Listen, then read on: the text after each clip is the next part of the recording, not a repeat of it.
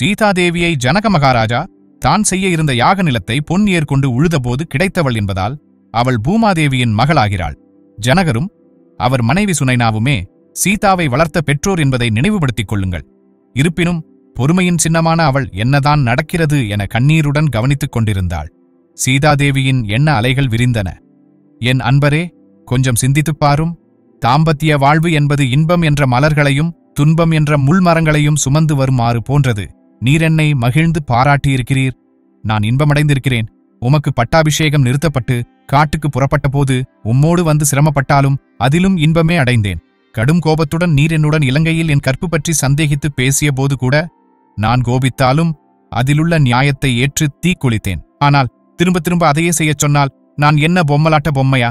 ஆட்டியபடியெல்லாம் ஆடுவதற்கு ஊர் சொல்லட்டுமே மனைவியின் கற்பில் சந்தேகம் இருக்கிறது என்று. ஆனால் நீர் என்ன செய்திருக்க வேண்டும்? என் மனைவியின் கற்பில் குறை கண்டவர்களை வெட்டிச் சாய்ப்பேன் எனச் சொல்லி அதை செய்திருக்க வேண்டாமா? அப்படி செய்திருந்தால் யாராவது வாயை திறந்திருப்பார்களா? இந்த கதி எனக்கு வந்திருக்குமா? என்னை காட்டுக்கு அனுப்பினால் ஊரார் என்ன நினைப்பார்கள்?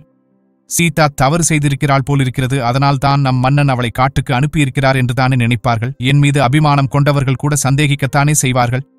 ராமா, நீர் செய்வது எந்த வகையில் முறை? என குமுறியவள் சிவபெருமான் நெற்றிக்கண்ணை மன்மதன் மீது எப்படி பிரயோகித்தாரோ அதே வேகத்தில் அதே கோபத்தில் படபடவென வார்த்தைகளை உதிர்த்தாள். நெஞ்சு குதிக்கும்போது வார்த்தைகளின் வேகம் வில்லில் இருந்து விடுபட்ட அம்பை போல் இருக்கும். வால்மீகி முனிவரே, என் கணவரே சொல்லிவிட்டார், இன்னொரு முறை தீயில் இறங்கு என்று. அவர் சொன்ன பிறகும் மறுத்து பேச எனக்கென்ன அதிகாரம் இருக்கிறது? கிண்ணத்தில் உள்ள நஞ்சை வாயருகே கொண்டு சென்றால் அது உயிரை கொல்லாது. அதையே உள்ளிறக்கிவிட்டால் உயிர் பறந்துவிடும். அதுபோல் மக்கள் என்னை பற்றி தவறாக பேசினார்கள் என்றால் அது பற்றி நான் கவலை கொண்டதில்லை, கொள்ளப்போவதும் இல்லை.